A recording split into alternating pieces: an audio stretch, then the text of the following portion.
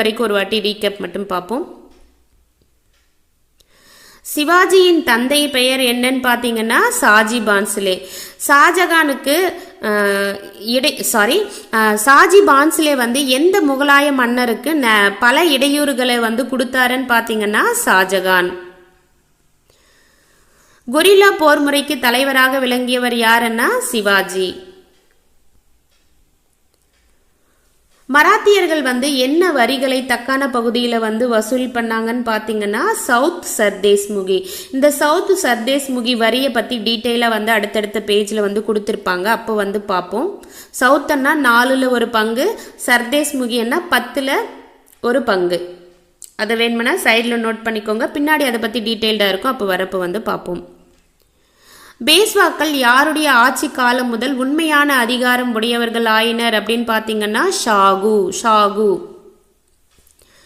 3ஆம் பானிபட் போர் எந்த ஆண்டு நடைபெற்றதுன்னா 1761 1/76/1. அடுத்து வந்து பார்த்தீங்கன்னா மராத்தியர்கள் ரீகேப் பார்ப்போம். மராத்திய வீரர்கள் வந்து எந்த அரசர்களுடைய குதிரை படையில வந்து பணி அமர்த்தப்பட்டனர்னு பார்த்தீங்கன்னா பிஜப்பூர், அகமது நகர் சுல்தான்கள். கொரில்லா போர் அப்படின்னா என்னன்னு பார்த்தீங்கன்னா மறைந்திருந்து தாக்குதல். மராத்தியர் காலத்தில் பக்தி இயக்கத்தில் இருந்த முக்கியமானவர்கள் யார் யாருன்னு பார்த்தீங்கன்னா ஏக்நாத், துக்காராம், ராம்தாஸ். சிவாஜியின் வாழ்வின் மீது கணிசமான செல்வாக்கு செலுத்தியவர்கள் யாருன்னா துக்காராம், ராம்தாஸ். மராத்தியர்களுக்கிடையே ஒற்றுமையை வளர்ப்பதில் முக்கிய பங்கு வகித்தது என்னன்னு பார்த்தீங்கன்னா மராத்தியர்களுடைய மொழியும் மராத்திய மொழியும் இலக்கியமும். அது வேணும்னா எல்லோ கலரில் வந்து ஹைலைட் பண்ணிக்கோங்க. சிவாஜி எந்த வருடம் பிறந்தாருன்னா 1627 வந்து பிறந்தார். சிவாஜியின் தாயார் பெயர் ஜிஜாபாய். சிவாஜிக்கு வந்து என்ன கதைகளை சொல்லி சொல்லி சிவாஜியை வளர்த்தாரன்னா ராமாயணம், மகாபாரத கதைகள். சிவாஜியுடைய ஆசிரியர் குரு யாருன்னு பார்த்தீங்கன்னா தாத்தாஜி கொண்டதேவ். சிவாஜிக்கு குதிரை ஏற்றம், போர்க்கலை, அரசு நிர்வாகம் அதிலெல்லாம் பயிற்சி அளித்தவங்க யாருன்னு பார்த்தீங்கன்னா அவருடைய ஆசிரியரும் குருவான தாத்தாஜி கொண்டதேவ். சிவாஜி எந்த வயதில் இராணுவ பணியில் முதலடி எடுத்து வைத்தாருன்னு பார்த்தீங்கன்னா 18 வயதில். எந்த வருடம்னா 1645. அவர் இராணுவத்தில் முதலடி எடுத்து வைத்ததுமே எந்த கோட்டையை கைப்பற்றினாருன்னா கோண்டுவானா கோட்டை பூனேக்கு அருகே வந்து அமைஞ்சிருக்கு. அடுத்த வருடம் 1646 எந்த கோட்டையை கைப்பற்றாருன்னா தோர்னா கோட்டையை வந்து கைப்பற்றினார். அடுத்து வந்து தொடர்ந்து வேற என்ன கோட்டையை கைப்பற்றிருக்காருன்னு பார்த்தீங்கன்னா ரேகார் கோட்டையை வந்து சிவாஜி வந்து கைப்பற்றினார். அடுத்து வந்து பார்ப்போம்.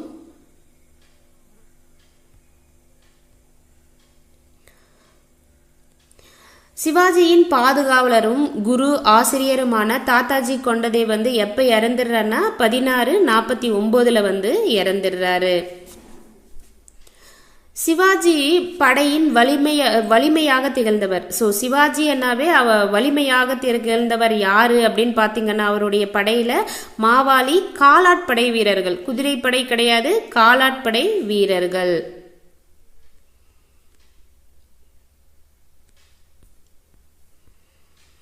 ஜாவாலியை வந்து யார்கிட்டமிருந்து கைப்பற்றுறாரு சிவாஜி அப்படின்னு பார்த்தீங்கன்னா மராத்திய தலைவர் சந்திரராவ் மோர். எந்த வருடம்னா 1656. அப்சல்கான சிவாஜி வந்து எப்போ கொல்றாரு? பிஜப்பூர் தளபதியான அப்சல்கான வந்து சிவாஜி எந்த வருடம் வந்து கொல்றாருன்னு பார்த்தீங்கன்னா 1659.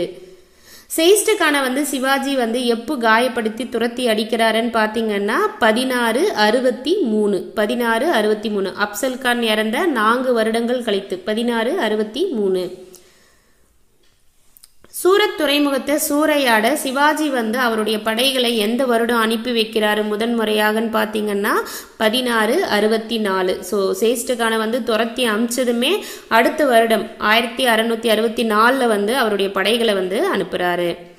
மராத்தியர் கீழே சிவாஜியின் ஆட்சி எல்லை. சிவாஜி வந்து பார்த்தீங்கன்னா டாமன், பூனா பக்கம், ராஜகிரி, பிரதாப்கர், சதாரா, பெல்லாரி, கோலார், இந்த ஆரணி, வேலூர் பக்கம், செஞ்சி, பரங்கிப்பேட்டை, தஞ்சாவூர், இங்கெல்லாம் வந்து பெங்களூர், இங்கெல்லாம் வந்து பார்த்தீங்கன்னா சிவாஜி வந்து அவருடைய ஆட்சியை வந்து நிறுவியிருக்காங்க. தமிழ்நாட்டிலையும் வந்து அவங்களுடைய ஆட்சியை வந்து நிறுவியிருக்காங்க. ஸோ அகமது நகர், பிஜப்பூர் அப்படின்னு பார்த்துட்டு இருந்தோம் இல்லையா? அகமது நகர் வந்து பார்த்துக்கோங்க. அகமது நகர் வந்து இங்கே இருக்குது. ஸோ பிஜப்பூரும் வந்து இதுக்கு பக்கத்தில் தான் வரும். இங்கே கொடுக்கல, பட் பிஜப்பூரும் வந்து அகமது நகர் பக்கத்தில் தான் வந்து வரும்.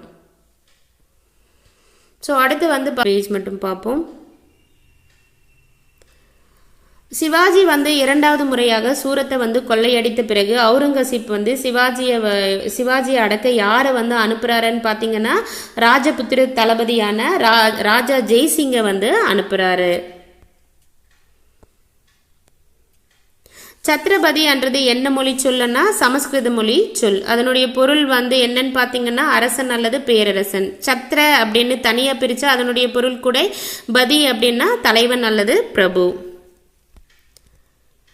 சிவாஜி வந்து 2வது முறையாக சூரத் நகரை வந்து கொள்ளையடித்தது எந்த வருடம்னு பார்த்தீங்கன்னா 1670. சத்ரபதி சிவாஜி என்ற பட்டத்தோட மணிமுடி சூடிக்கொண்டது எந்த வருடம் சிவாஜின்னு பார்த்தீங்கன்னா 1674. மணிசூட்டு விழா, சிவாஜியின் மணிசூட்டு விழா எந்த கோட்டையில் வந்து சீரும் சிறப்பமாக நடைபெற்றதுன்னா ரேகார் கோட்டை. ரேகார், ரேச்சூர், ராய்கர் அப்படின்லாம் சொல்லுவாங்க. எல்லாம் வந்து ஒரே கோட்டை தான். சிவாஜியுடைய மகன் பெயர் என்னன்னு பார்த்தீங்கன்னா சாம்பாஜி. சிவாஜி சாம்பாஜி. சிவாஜி எந்த வருடம் வந்து இறந்தாருன்னு பார்த்தீங்கன்னா 1680. சிவாஜியினுடைய அரசியல் முறை எத்தனை வட்டங்களை கொண்டிருந்ததுன்னா 3 வட்டங்களை வந்து கொண்டிருந்தது. முதல் வட்டம் வந்து பார்த்தீங்கன்னா மக்கள் வந்து துன்புறுத்தப்படுவதை வந்து அனுமதிக்கல. 2வது வந்து பார்த்தீங்கன்னா மக்கள்கிட்ட இருந்து கொள்ளையடிப்பதும் சூறையாடுவதிலிருந்தும் மக்களை வந்து காப்பாற்றுவது. அதற்காக வந்து 2 வரிகளை வந்து வசூலிச்சாரு. ஒன்று வந்து சவுத்துன்னா 1/4. இது எப்படி ஞாபகம் வச்சுக்கிறீங்கன்னா ஈஸ்ட், வெஸ்ட், நார்த்து, சவுத்து 4 திசைகள் இருக்கு. சவுத்ன்றது 4வது திசை தானே, கடைசியாக தானே சொல்லுவோம். அப்போ 4 திசைகளில் 1 தான் சவுத்து. 4ல் 1 பங்கு. சர்தேஷ் முகி வந்து 10ல் 1ன்றதை அப்படியே வந்து ஞாபகம் வச்சுக்கோங்க. சர்தேஷ் முகி 10ல் 1 பங்கு. இது அரசருக்கான கட்டணம். சர்தேஷ் முகி என்றது அரசருக்கான கட்டணம். சவுத் என்பது மக்களுக்கு பாதுகாப்பு கொடுப்பதற்கான கட்டணம். 3வது என்ன அவருடைய வட்டத்தில் 3வது கொள்கை என்னன்னா கொள்ளையடிக்கிறத மட்டுமே வந்து நோக்கமாக சிவாஜி வந்து கொண்டிருந்தாரு. கிராமங்களில் நிர்வகித்தவங்க யாருன்னா தேஷ்முக். இவங்களுக்கு கீழே எத்தனை கிராமங்கள் இருந்தது? தேஷ்முக் கீழேன்னா 20 முதல் 100 கிராமங்கள் வரை இருந்தது. கிராம தலைவரை வந்து வேற எப்படி அழைப்பாங்கன்னா பட்டீல் அப்படின்னு அழைப்பாங்க. கிராம தலைவருக்கு உதவி புரிய 2 பேர் வந்து இருப்பாங்க. ஒருத்தர் வந்து கணக்கர், இன்னொருத்தர் வந்து ஆவண காப்பாளர். ஆவண காப்பாளரை வந்து வேற எப்படி அழைப்பாங்க? குல்கர்ணி. ஸோ ஆவணங்களை காக்கக்கூடியவர் குள்ளமாக இருந்தால் போதும், குல்கர்ணி அப்படின்றத ஞாபகம் வச்சுக்கோங்க. அடுத்து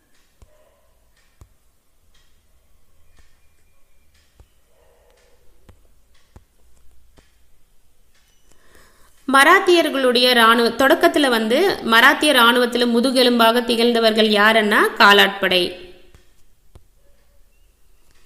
சிவாஜி 8 அமைச்சர்களை கொண்ட குழுவிற்கு என்ன பெயர் வைத்தாருன்னா அஷ்டபிரதான். பேஷ்வா, மராத்திய பேரரசில் பேஷ்வா என்பவங்க நவீன காலத்துக்கு யாருக்கு இணையானவங்கன்னா பிரதமருக்கு இணையானவங்க. யாருடைய காலம் முதல் பேஷ்வாக்கள் வந்து உண்மையான அதிகாரத்தை வந்து பெற்று விளங்கினாங்கன்னா ஷாகு மகாராஜாவின் காலத்துல இருந்து.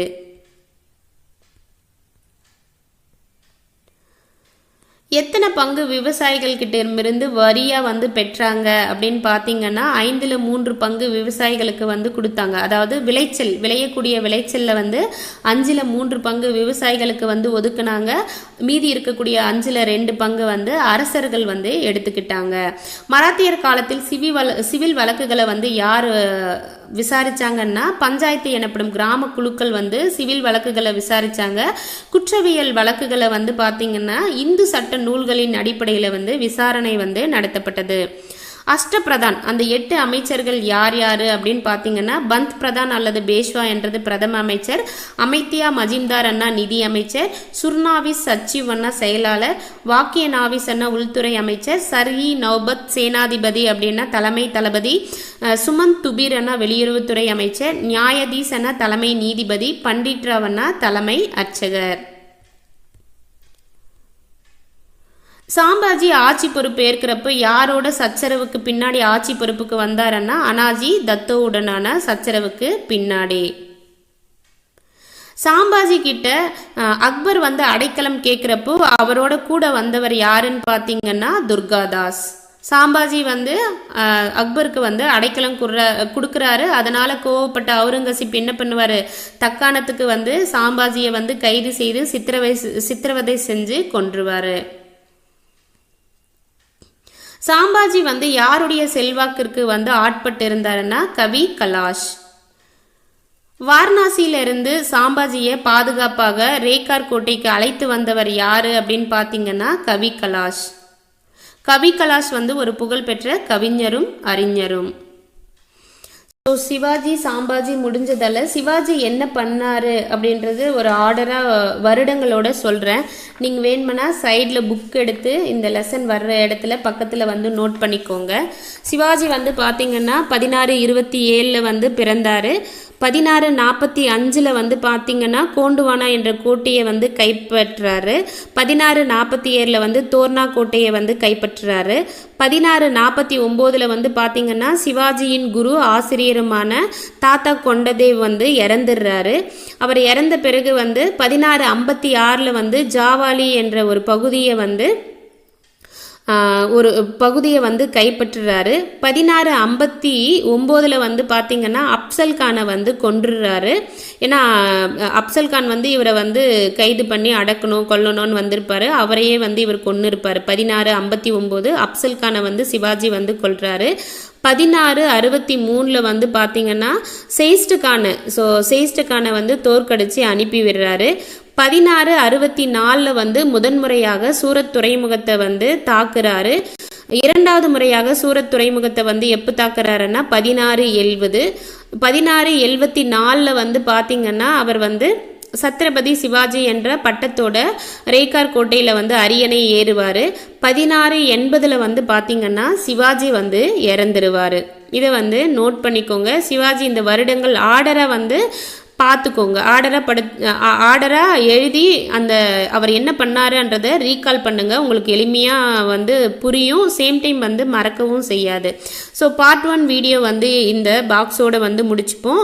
பார்ட் 2 வீடியோவில் வந்து பார்த்தீங்கன்னா ஷாகு மகாராஜா, ஸோ பேஷ்வாக்கள், இவருடைய கீழே வந்து பேஷ்வாக்கள் வந்து முக்கியத்துவம் பெற்று வருவாங்க. அது அடுத்த வீடியோவில் வந்து பார்ப்போம். தேங்க்யூ.